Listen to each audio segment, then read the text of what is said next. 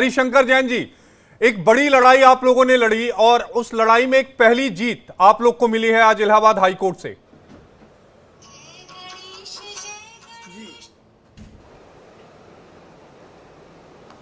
हरिशंकर जैन जी, जीत के मायने जो पहली आपको जीत मिली इलाहाबाद हाईकोर्ट से संभल के मामले में।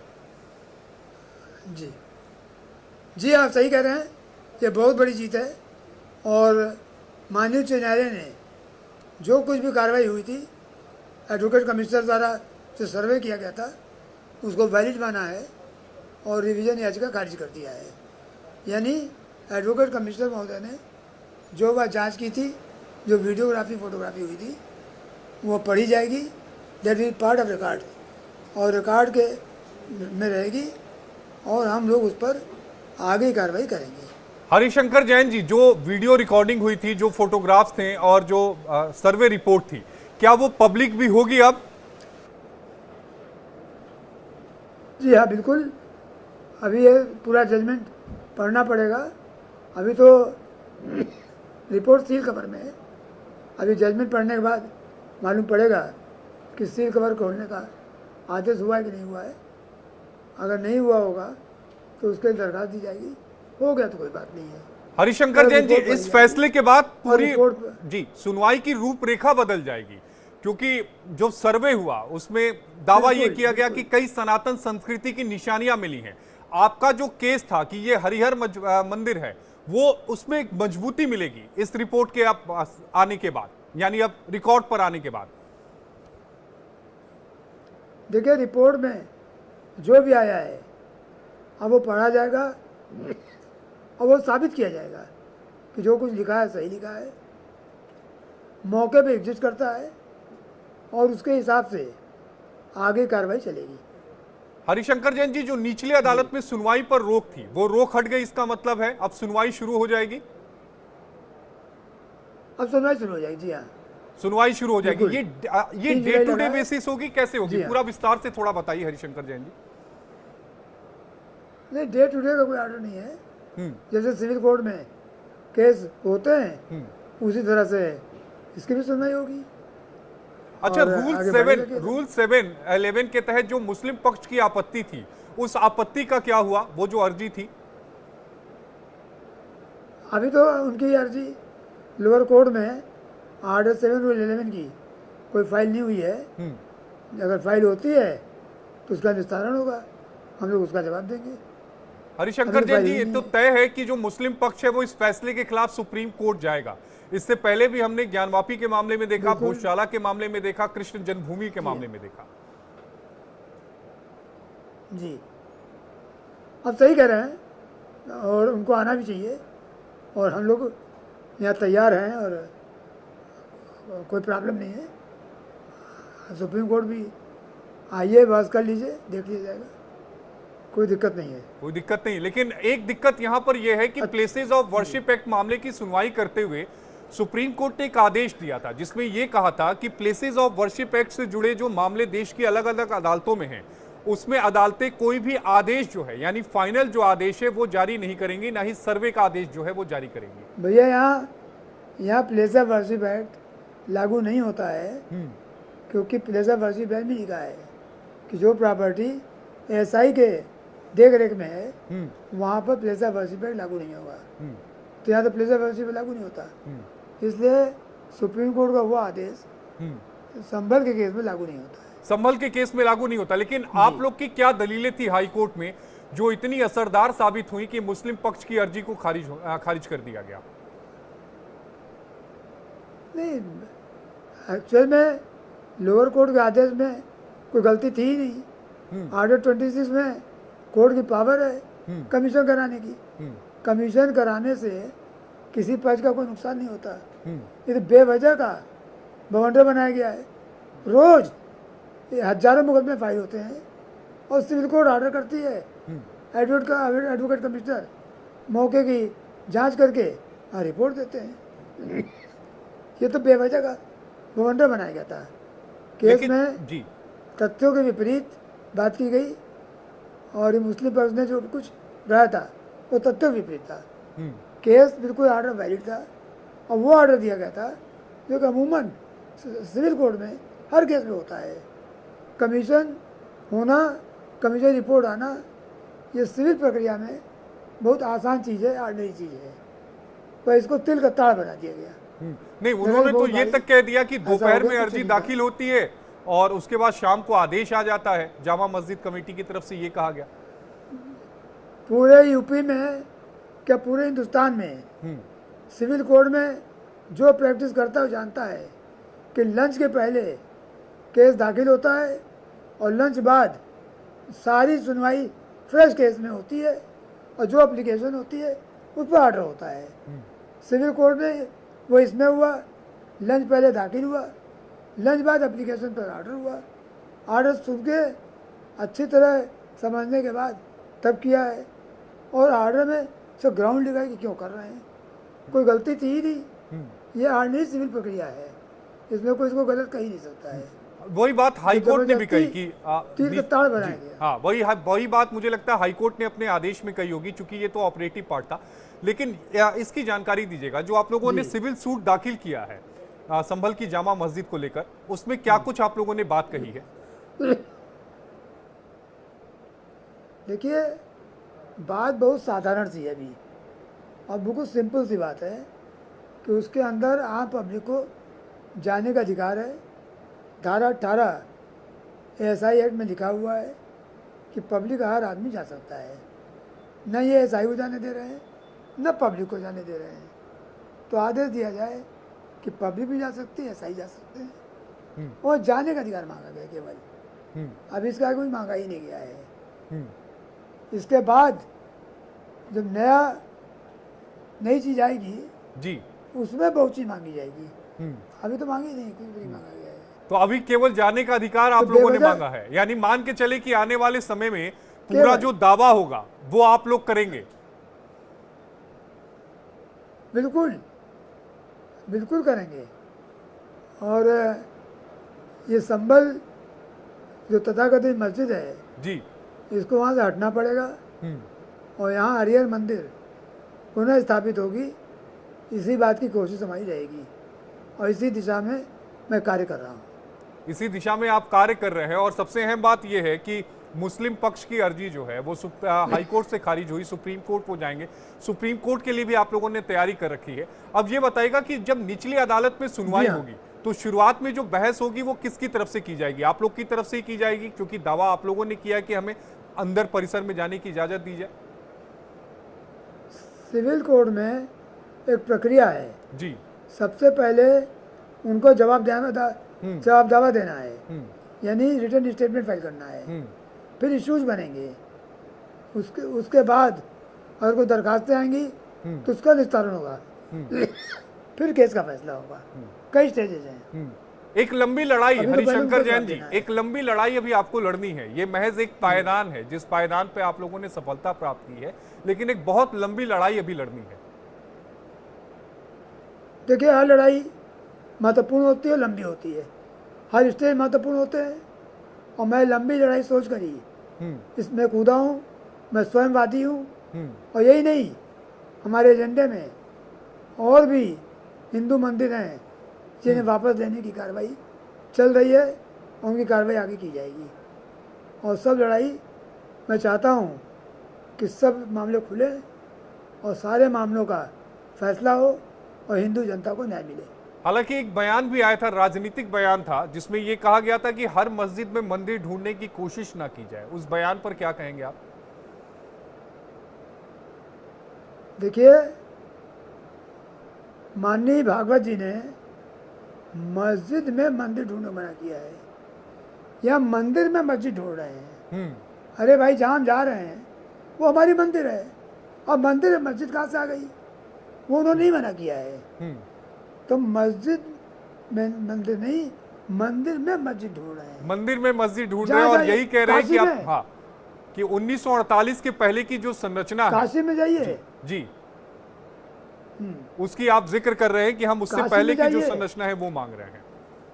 जो हमारी संरचना 1947 से पहले की, जो मूल संरचना है, हाँ, जो मूल रूप है, आप उसकी मांग कर रहे हैं। देश की संस्कृति जी, देश की संस्कृति देश का संविधान का पार्ट है। आप देश की संस्कृति के साथ खिलवाड़ नहीं कर सकते हैं। और देश की संस्कृति, यहाँ के मंदिर, जो पुराने पुराने जो धर्म स्थान हैं वो हैं, देश की अस्मिता है, वो अस्मिता संविधान के तहत प्रोटेक्टेड है। आप देश के संविधान से खिलवाड़ नहीं कर सकते हैं। खाली एक 47 की बात करके हमारे जवान नहीं बंद कर सकते हैं। 47 तो 47 है। ये थोड़ी होगा कि आप वक्फ की प्रॉपर्टी जब चाहे ले लें और मंदिर प्रॉपर्टी न रहे। तो भाई आर्टिकल 14 संविधान लागू होगा ना, संविधान सबसे बड़ा है। तो संविधान के तहत once a temple always a temple, always a temple. और अगर मंदिर की तो वैसे भी प्राण प्रतिष्ठा होती है वहां पर, जो देवता होते हैं। प्राण प्रतिष्ठा हो गई तो मंदिर राजा भी नहीं ले सकता। हमारा हिंदू लॉ प्राविधान है। तो वो 47 का तो लागू नहीं होता कहीं भी। वो सब आएगा, देखेंगे, बताएंगे उसको जी। 47 कैट के ऊपर परवाह हमको नहीं है। मुफ्ती जी हमारे साथ जी एक है जी, हिंदू संस्कृति को वापस लाना, सारी मंदिरों को फिर से पुनर्स्थापित कराना, और चाहे एक हो चाहे 1000, इसमें कोई मतलब नहीं है। सबको पुनर्स्थापित होना है, सबको जी। और उसको करके ही चैन लेंगे, उसके पहले चैन नहीं लेंगे जी। मुफ्ती जी हमारे साथ हैं, उत्तराखंड मदरसा बोर्ड के अध्यक्ष हैं। मुफ्ती साहब, इंडिया डेली में बेहद स्वागत है। इसके अलावा हमारे साथ स्क्रीन पर जो हैं वो रामदूत दास जी, हिंदू धर्म गुरु भी जुड़ गए हैं, सूर्या मैथिली भी जुड़ गए हैं। मुफ्ती साहब, सबसे पहले आपके पास आऊंगा, हाईकोर्ट के आदेश पर आपकी पहली टिप्पणी। देखिए, देश संवैधानिक परंपराओं से आगे बढ़ रहा है और चल रहा है। मैं समझता हूं कि 1947 के बाद हम इससे पहले आज़ाद नहीं थे, तो बल्कि 1200 साल का लगभग का जो अरसा है, उसमें हमारी जो भारतीय संस्कृति है उसे कहीं ना कहीं खंडित किया गया है। मेरा ये मानना है कि ईश्वर और गॉड, खुदा, अल्लाह, इनमें कोई किसी को मतभेद नहीं है। हमारे जो पूजा पद्धति है वो ही हमारी अलग है। तो उसमें जिस तरह से अपने अपने दौर में शासकों ने हमारी संस्कृति को खंडित करने का, या हमारी जो मान्यताएं हैं उन्हें अलग अलग प्रकार से जिस तरह से उन्हें प्रभावित किया है, आज देश के अंदर संविधान लागू है, तो संविधान के अनुसार जो फैसले हो रहे हैं उससे मैं समझता हूं कि हम भारतीयों को सबको सहर्ष स्वीकार करना चाहिए। और मेरा तो ये मानना है कि मस्जिद और मंदिर तो बन सकते हैं, मगर अगर उसमें कहीं ऐसे बेगुनाह लोगों को की जाने जाती हैं, वो नहीं जानी चाहिए। जैसे पिछले दिनों ये हुआ कि कुछ लोगों ने अपने राजनीतिक स्वार्थ के लिए उन लोगों को मिस इंफॉर्मेशन दी कि जिस तरह से, और वो लोग आए और आने के बाद में वो पत्थरबाजियां हुई। तो मैं समझता हूं कि इस तरह का माहौल आज के राजनेताओं को नहीं बनाना चाहिए, और अपनी जो भारतीय हमारी जो परंपराएं हैं उन सब का हमें आदर करना चाहिए। हमारे दूध और खून के रिश्ते हैं। मैं अभी इस मौके पर एक बात और जिक्र करना चाहूंगा अपने देश और भारतवासियों से, कि अभी पिछले दिनों जो घटना घटी है पहलगाम की, जिसे निंदनीय नहीं, वो दंडनीय थी, और उसका दंड हमने दिया भी। अब आपको ये बताएं कि क्या ये धर्म है कि किसी का नाम पूछ करके, धर्म पूछ करके आप ऐसा क्रियाकलाप करें कि जो इंसानियत शर्मसार हो जाए। मैं इस बात को, जो वहां की आर्मी है, जब वो ये कहता है, अपनी जिहादत का सबूत देता है, तो कल हमने माननीय अपने राजनाथ सिंह जी जो रक्षा मंत्री हैं, तमाम मुसलमानों के डेलीगेशन के साथ हमने ये कहा कि ये इस्लाम नहीं है, ये जो सनातन धर्म और इस्लाम और जितने धर्म दुनिया के अंदर हैं, वो सब आपको मानव कल्याण के लिए की बात करते हैं। जैसे आप हिंदू धर्म हो, इस्लाम धर्म हो, विश्व का कल्याण हो, सद्भाव, प्राणियों में सद्भाव हो। तो मैंने ये बात कल भी कही और आज भी आपके माध्यम से कह रहा हूं कि पाकिस्तान के आर्मी चीफ की नालायकी और उसकी एक कमेंट में हाजिम नाजिम भाई से ले लेता हूं। हाजिम नाजिम जी, इलाहाबाद हाईकोर्ट के आदेश पर आपकी टिप्पणी। 5 मिनट अपनी बात, 5 सेकंड दीजिए। जी प्लीज अपनी बात आप पूरी कर लीजिए, फिर मैं हाजिम भाई आपके पास चाह रहा हूं कि टू नेशन थ्योरी के ऊपर जो उसने जाहिलाना अपना स्टेटमेंट दिया, हम हिंदू मुसलमान नहीं, हम एक माँ बाप की संतान है, हमारे नफे और नुकसान एक हैं, हमारी पूजा पद्धति अलग हो सकती है, हमारे रास्ते अलग हो सकते हैं, मगर पहुंचते हम ईश्वर तक ही हैं। जिससे डॉक्टर मोहन भागवत जी ने यह कहा था कि हमारे रास्ते अलग हो सकते हैं, हमारी पूजा पद्धति अलग हो सकती है, मगर हमारे नफे और नुकसान एक है, और हमारे पहुंचने के रास्ते भी अलग अलग हो सकते हैं, मगर मंजिल पहुंचने की एक ही है। इसलिए मैं आज ये कहना चाहूंगा कि हाई कोर्ट का फैसला और आने वाले जो भी हमारे कोर्ट के फैसले हैं, हम सबको अपने संविधान की मर्यादा को कायम रखना चाहिए। जी हाजी नाजिम भाई। हाँ आशीष जी, मेरी आवाज आप तक आ रही है? बिल्कुल आवाज आ रही है। हाँ आशीष जी, देखिए ये मुल्क संविधान से चलता है, और देखिए इस मुल्क की यही तो खूबसूरती है कि सभी लोग संविधान को मानते हैं। जो लोग संविधान नहीं मानते उनको भी मजबूरी में ये कहना पड़ता है कि संविधान मानते हैं, तो उनको भी देखिए संविधान मानना ही पड़ेगा। और ये संविधान के अकॉर्डिंग जो कोर्ट की तरफ से फैसले आते हैं, उनके कोर्ट का मान सम्मान करते हुए हम सारे फैसले को स्वीकार करते हैं। और रही बात है कि जिस तरीके से भी हाई कोर्ट ने कहा है, फैसला दिया है, तो देखिए हम लोगों के लिए भी विकल्प है सुप्रीम कोर्ट का, हम सुप्रीम कोर्ट भी जा सकते हैं। लेकिन आशीष जी, मैं बार बार इसी बात को कह रहा हूँ, ये मुल्क की खूबसूरती है कि सभी हिंदू मुस्लिम सिख ईसाई भाई को भारत की सौहार्द बनाने के लिए सबकी एकता अखंडता की सख्त जरूरत है। ऐसा नहीं कि पता चले कि सर्वे होने जा रहा है, सर्वे के नाम पर वहां पर सिर्फ और सिर्फ धार्मिक नारे लगाए जाए, जिस तरीके का माहौल पिछले बार देखने को मिला। तो धार्मिक नारे किसने लगाए थे? ये तो देखिए, अब विष्णु जैन जी के साथ जो अपनी टीम जारी थी, उनसे का विष्णु जैन ने लगाए उस व्यक्ति को जिसको जान से मारने की कोशिश की गई। हाजी भाई कैसी बातें कर रहे हैं आप? देखिए आशीष जी, जांच में इस बात का पता चला कि नहीं चला? जांच के दौरान ये बात सामने आई कि नहीं आई कि विष्णु को मारने की साजिश थी वहां पर? हाँ देखिए, अगर जांच में अगर ऐसा पाया जाता है कि विष्णु जी की किसी ने हत्या करने की कोशिश करी गई, ये बहुत ही गलत है। सरकार को और प्रशासन को पूरी तरीके से वहां पर अंकुश लगाना चाहिए। सबकी सुरक्षा देने की नैतिक जिम्मेदारी प्रशासन और सरकार दोनों की है। और देखिए अब बात आ जाती है कैसे सर्वे कमिश्नर को नियुक्त कर दिया गया। आज उस प्रपोजिशन ऑफ लॉ को कोर्ट ने सिरे से खारिज कर दिया है। सिंपल प्रपोजिशन ऑफ लॉ है कि कोर्ट ऑर्डर 26 रूल 9 और 10 की पावर के एक्सरसाइज में सर्वे कमिश्नर नियुक्त कर सकती है। उस समय किसी को सुनने की कोई जरूरत नहीं है। लॉ का मैंडेट सिर्फ इतना है कि जब सर्वे कमिश्नर मौके पे सर्वे करने जाएंगे, तब वो दोनों पक्षों को उनकी मौजूदगी में सर्वे करेंगे, जो यहाँ पे 19 और 24 नवंबर को दोनों दिन फॉलो किया गया था। तो जो बड़े बड़े बैरिस्टर और पार्लियामेंटेरियंस हैं, जिन्होंने कोर्ट की मर्यादा पे, इस पूरे प्रक्रिया की मर्यादा पे, पार्टीज की मर्यादा पे कमेंट किए थे, आज एक वेल रीजन जजमेंट से उसको कहीं ना कहीं पूर्ण विराम लगा है। जो सर्वे की रिपोर्ट सील कवर में फाइल की गई है, उसके स्टे वेकेशन के लिए हम सुप्रीम कोर्ट आएंगे। साथ ही साथ ऑनरेबल हाई कोर्ट ने ट्रायल पे स्टे लगा हुआ था, उस स्टे को वेकेट कर दिया है। इसका अर्थ यह है कि अब वहां पे ट्रायल आगे फर्दर बढ़ेगा। प्लेसेस ऑफ वर्शिप एक्ट इसमें लागू नहीं होता है, क्योंकि दोनों पार्टीज का ये एडमिटेड केस है कि एक एएसआई प्रोटेक्टेड मॉन्यूमेंट है 1958 का, और एएसआई एक्ट 1958 से ये गवर्न होता है। तो इसलिए प्लेसेस ऑफ वर्शिप एक्ट के सेक्शन 4 सब क्लॉज 3A में लिखा हुआ है कि जो मॉन्यूमेंट एएसआई एक्ट से गवर्न होते हैं, वहां पे प्लेसेस ऑफ वर्शिप एक्ट लागू ही नहीं होगा। इसलिए यहाँ पे प्लेसेस ऑफ वर्शिप एक्ट ना लागू होता है और ना सुप्रीम कोर्ट का 12 दिसंबर का ऑर्डर लागू होता है। हरिशंकर जैन को आप सुन रहे थे। मैं हरिशंकर जैन जी आपके पास आऊंगा, लेकिन उससे पहले फरहत अली खान साहब मुस्लिम स्कॉलर हमारे साथ जुड़े हैं फोन लाइन पर। फरहत जी, आप जल्दी से अपना एक कमेंट दीजिएगा, फिर बाकी मेहमानों के पास भी जाना है। देखें, जो आज माननीय न्यायालय का फैसला आया है, उसका हम सभी लोग स्वागत करते हैं।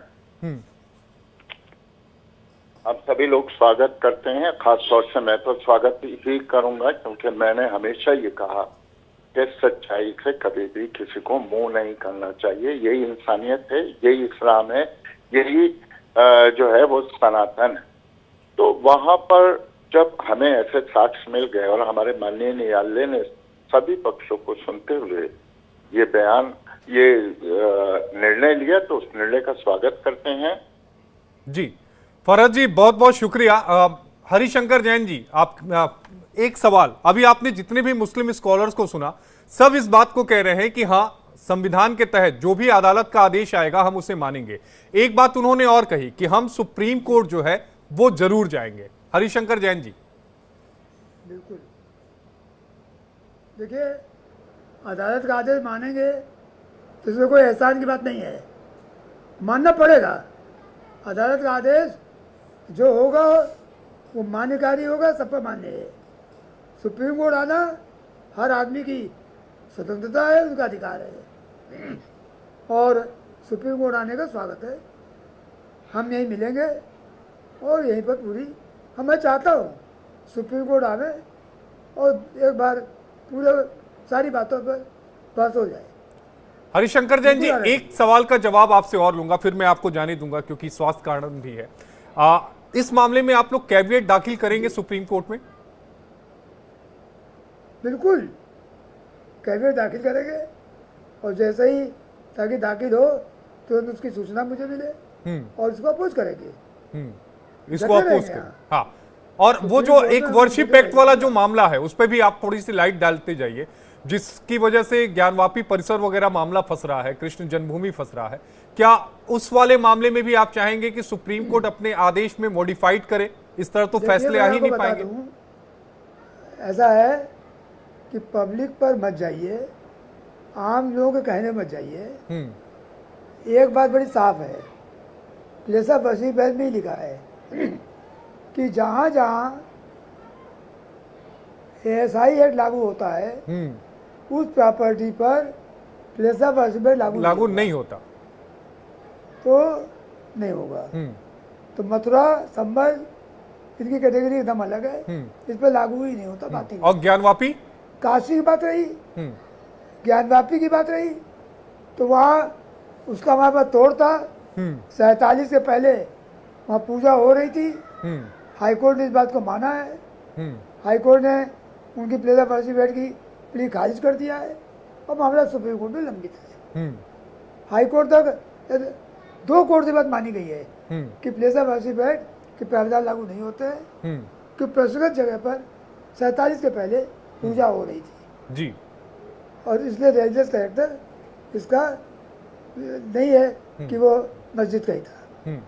दूसरी बात, जी अगर मस्जिद है तो सबसे पहले दिखाना होगा कि ये वो प्रॉपर्टी थी जी और वो प्रॉपर्टी है जी तो वाकिफ का होना जरूरी है और वक्फ डीड का होना जरूरी है। कुछ नहीं दिखा पाए।